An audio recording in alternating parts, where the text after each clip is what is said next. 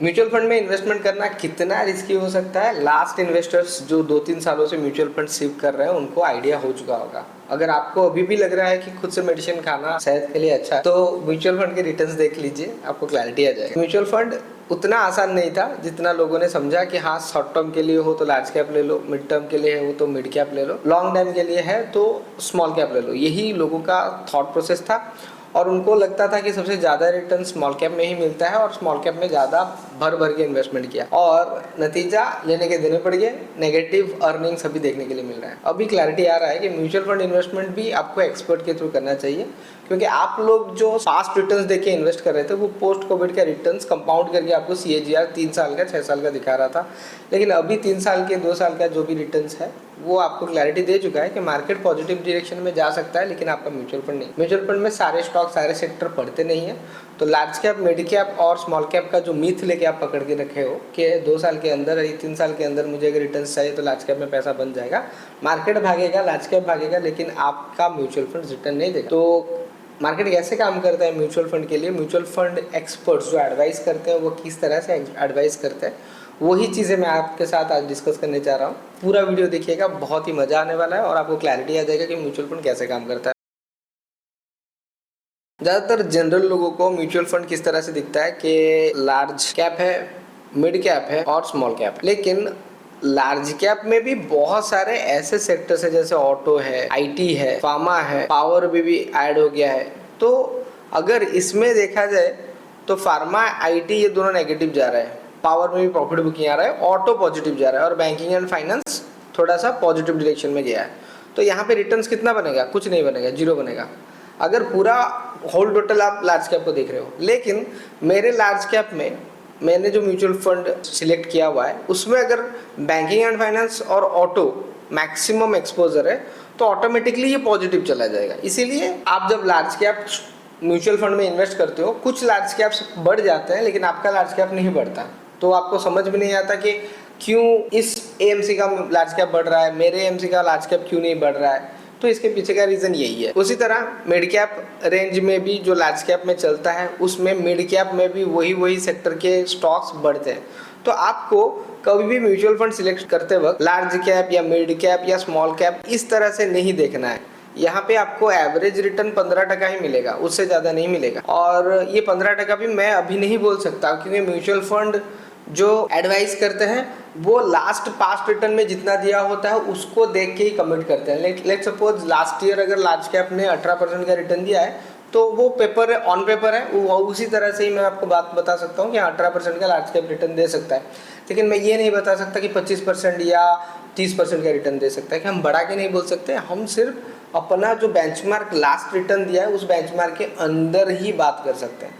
हो सकता है कुछ म्यूचुअल फंड्स आगे जाके अच्छे रिटर्न्स दे सके, वो चाहे साइक्लिकल म्यूचुअल फंड्स हो या फिर कुछ इकोनॉमी साइकिल्स हो जो आपको वो म्यूचुअल फंड को तेजी में ले सकता है। उस म्यूचुअल फंड के बारे में भी मैं बात करूं तो मुझे पता है वो बुलिश नेचर में जाएगा, 25-30% का रिटर्न दे सकता है, लेकिन लास्ट बेंचमार्क के हिसाब से ही मैं बात कर पाऊंगा। तो इस तरह से आपको नहीं देखना है मार्केट को।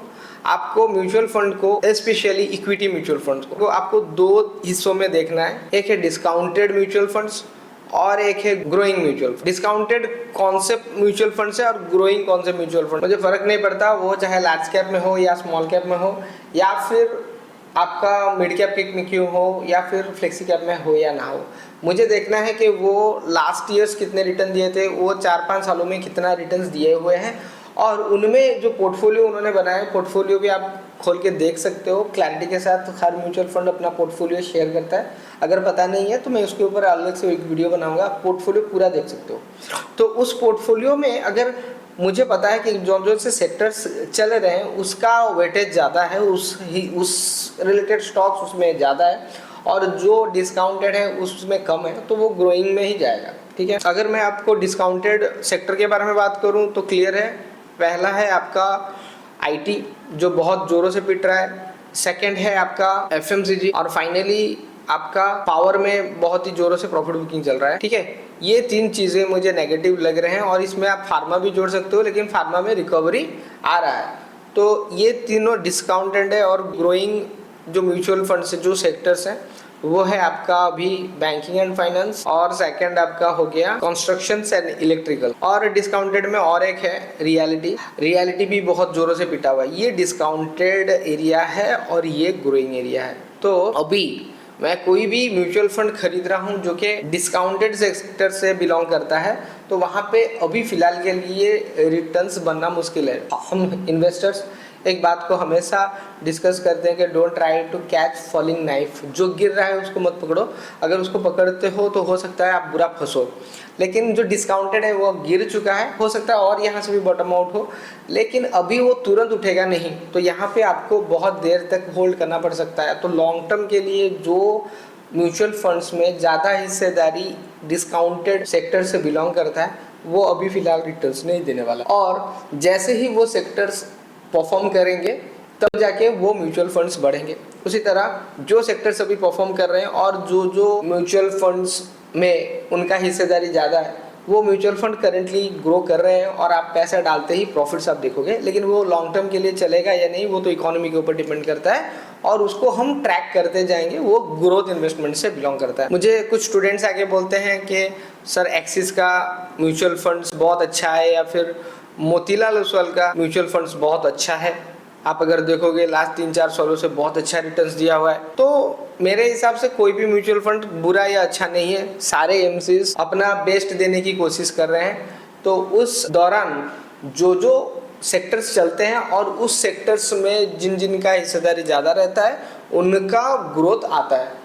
इसका फंड मैनेजर या फिर एएमसी से कोई ताल्लुकात नहीं है। फंड मैनेजर कितना साना है और उसको कितना पता है कि कौन सा डिस्काउंटेड है, यहाँ पे पैसे मैं डालते जाऊँगा मंथ एंड मंथ, तो वो जब रिवाइज करेगा तो कुछ पैसा बनेगा। और दूसरी बात, जब मैं डिस्काउंटेड में पैसा डालूंगा और ग्रोइंग में पैसा डालूंगा, जहाँ पे ग्रोथ हो रहा है वहाँ पे इन्वेस्टमेंट कैसा होना चाहिए, जहाँ पे डिस्काउंट है वहाँ पे कैसा पैसा डालना चाहिए। लेट सपोज मेरे पास 10 लाख रुपए है, तो 10 लाख में से मैं एलोकेट करूंगा ग्रोइंग स्टेज में, क्योंकि जो बढ़ रहा है वही सही है। तो मैं यहाँ पे 6 से 7 लाख अपना डिप्लॉय करूंगा, ठीक है। और जो मेरा पैसा है 3 लाख रुपए, ठीक है, उसको मैं यहाँ पे डिस्काउंटेड में डिप्लॉय करूंगा। वो भी तुरंत ही नहीं, यहाँ पे आप एक साथ 3 लाख रुपए डाल सकते हो, या फिर आपको अगर पैसे नहीं आने वाले हैं आने वाले समय में, तो इसको पार्ट करके डालो। जैसे कि 1-1 लाख रुपए करके हर 6 महीने के अंतराल में आप डाल सकते हो, या फिर सिप के थ्रू डाल सकते हो, क्योंकि ये और भी नेगेटिव जा सकता है।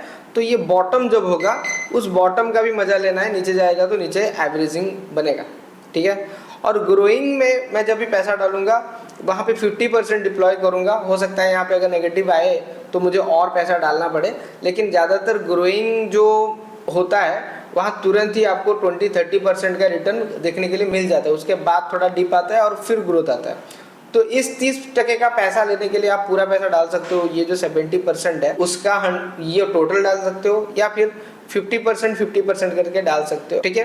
तो हमारा इन्वेस्टमेंट का स्टाइल ये होगा कि जब भी हम लोग इन्वेस्ट कर रहे हैं तो लॉन्ग टर्म के लिए इसको चूज करेंगे, ओके, और शॉर्ट टर्म के लिए इसको चूज करेंगे। लेट सपोज मैं अभी बैंकिंग एंड फाइनेंस जहाँ पे है वहाँ पे उस म्यूचुअल फंड्स में मेरा 7 लाख रुपए डाला हुआ है और यहाँ पे ग्रोथ आ चुका है और मुझे लग रहा है कि ये सैचुरेशन हो चुका है और यहाँ से ज़्यादा पैसा नहीं बढ़ने वाला है। तो मैं क्या करूँगा, यहाँ पे ग्रोथ होने के बाद फिर से देखूंगा कौन सी इंडस्ट्री में फिर से ग्रोथ चल रहा है, उस इंडस्ट्री वो सेक्टर्स किस म्यूचुअल फंड्स में ज़्यादा फोकस्ड है, वहाँ पे मैं पैसा अपना डालूंगा। तो इसमें क्या होगा, मेरा दोनों बैलेंस हो जाएगा। एक ग्रोइंग इन्वेस्टमेंट है जो कि शॉर्ट टर्म मुझे रिटर्न देगा ही देगा, जो कि 6 महीने 1 साल के अंदर मुझे 20-30%, या फिर ऐसे मेरे साथ भी हुआ है कि 40-50% एक म्यूचुअल फंड में मैंने 1 साल में बनाया है। और जो डिस्काउंटेड है वो आपको नेगेटिव दिखाएगा, इतना आप सोच के रखो, क्योंकि वो गिर रहा है, वो नेगेटिव ही दिखाएगा। लेकिन अगले साल हो सकता है वो थोड़ा एवरेज हो जाए, लेकिन थर्ड ईयर में वो उतना डिस्काउंट नहीं होगा। जैसे कि अभी एफएमसीजी जो सेक्टर है, ये सेक्टर अभी गिर रहा है, या फिर आईटी जो है वो गिर रहा है। एफएमसीजी गिरने का कारण क्या था ना, एलएनजी जो गैस है वो सप्लाई नहीं आ पा रहा था, इससे यूरिया नहीं बन पा रहा था। तो इस साल खेती उतना अच्छा नहीं हुआ है, थोड़ा एक्सपेंसिव होने वाला है एफएमसीजी के लिए रॉ मटेरियल, और ये साल भर इनका अर्निंग्स उतना अच्छा नहीं आएगा। अगले साल भी उसका अर्निंग्स इतना अच्छा नहीं आएगा। अब इनका अर्निंग्स अगर लेट सपोज 100 रुपये था 50 रुपये हो गया, या फिर नेगेटिव में जाएगा।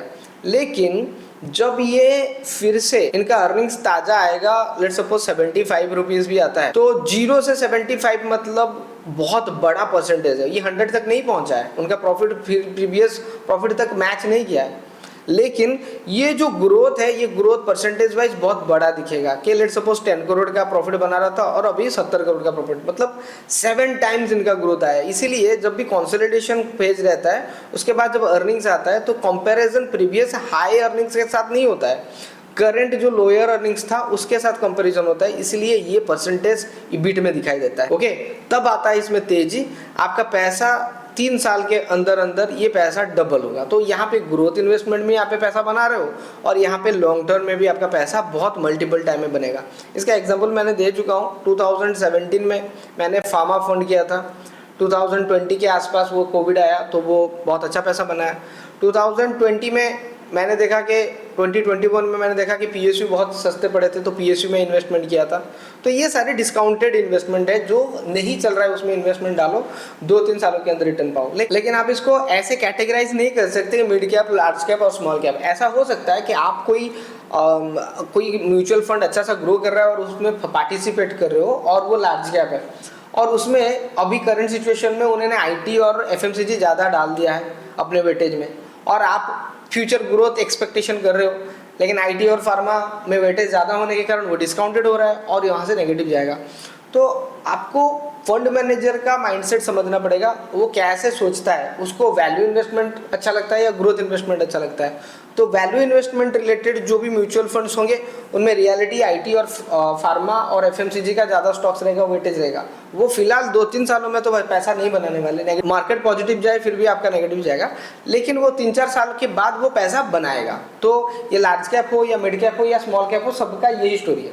उसी तरह कोई अगर म्यूचुअल फंड को अल्फा जनरेट करने वाला है, करना चाहता है, तो वो कंस्ट्रक्शन मटेरियल, इलेक्ट्रिकल्स या फिर वो फोकस करेगा अपना बैंकिंग एंड फाइनेंस में। तो उसमें अभी रिटर्न्स बन रहा है, तो उसमें अगर वो पैसा डाल रहा है तो ऑटोमेटिकली अपकमिंग 6 मंथ से 1 ईयर के अंदर वो पैसा अच्छा बनाएगा। ये क्लैरिटी है। लेकिन आप अगर मिड कैप में सोच रहे हो कि मिड कैप में पैसा डाल दूँ, अच्छा है बुरा है, तो आप फंसोगे। और हम लोग ऐसे ही एनालिसिस करते हैं। सामने से कोई अगर पूछता है कि सर मैं अभी इन्वेस्टमेंट करना चाहता हूँ, मुझे किस में इन्वेस्टमेंट करना चाहिए, तो हम पहले पूछते हैं कि कितना टाइम है आपके पास, 2 साल, 6 साल या 10 साल। अगर कोई बोलता है 5-6 साल है, तो मैं उसको ऐसे म्यूचुअल फंड दूंगा जहाँ पे डिस्काउंटेड सेक्टर्स है। उसी तरह अगर कोई बोल रहा है कि नहीं मुझे 2 साल के लिए ही पैसा डालना है, 3rd ईयर में मैं पैसा निकाल दूंगा, तो मैं यहाँ पे फोकस करूंगा कि ग्रोथ वाले म्यूचुअल फंड्स में पैसा डालूं, तो उसे एफडी से ज़्यादा पैसा मिल जाए तो वो खुश हो जाए। तो मैं अभी ग्रोइंग जो सेक्टर्स है उसका वेटेज जिस म्यूचुअल फंड्स में है वहाँ पे पैसा डालूंगा और वहाँ से उसको पैसा बना के दूंगा। तो आप ऐसा मत सोचिए कि एसबीआई है तो मेरा म्यूचुअल फंड ज़्यादा रिटर्न देगा, पराग परेख है तो ज़्यादा रिटर्न देगा, ऐसा कुछ नहीं है। सबके ऊपर मार्केट रिस्क है। आपको बिजनेस साइकिल, इकोनॉमी साइकिल समझना पड़ेगा, तभी जाके आपको ये जो मार्केट रिस्क है वो आपका धीरे धीरे कटेगा और आप अल्फा की तरफ भागोगे और बीटिंग द स्ट्रीट, जो मार्केट को बीट करने का जो प्रोसेस है उसको कर पाओगे, तब जाके आपको पोर्टफोलियो ग्रीन दिखेगा और अच्छा लगेगा। आई होप ये वीडियो आपको पसंद आया होगा। जो भी म्यूचुअल फंड इन्वेस्टर है, जो भी आपके दोस्त लोग म्यूचुअल फंड में इन्वेस्ट करके अपना पोर्टफोलियो बना रहे हैं, उनके साथ ये वीडियो जरूर शेयर करें और लाइक, फॉलो, सब्सक्राइब जरूर करें। Thank you very much. Investment on block.